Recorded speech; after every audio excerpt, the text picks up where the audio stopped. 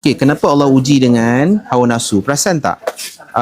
Malaikat, dia tak ada hawa nafsu. Maknanya dia tak ada nafsu tidur, nafsu untuk berpasangan, nafsu untuk makan. Yang ada nafsu ni Allah berikan kepada kita ni sebagai manusia.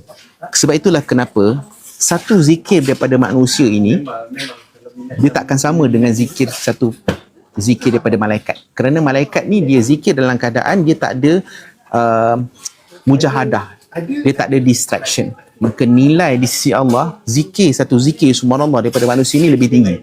Kerana untuk manusia ni yang ada hawa nafsu, ada banyak distraction, ada gangguan daripada syaitan, iblis, manusia ni, maka itu yang meningkatkan nilai manusia ni sebaik-baik manusia. Jadi sebenarnya ujian hawa nafsu tu somehow adalah untuk meninggikan darjat kita, memuliakan kita sebagai hamba Allah Subhanahu Wa Taala. Bukan sebagai satu tanda Allah nak buatkan kita ni jatuh, Allah nak buatkan kita ni dihinakan, bukan. Tapi somehow itulah cara untuk Allah memuliakan kita.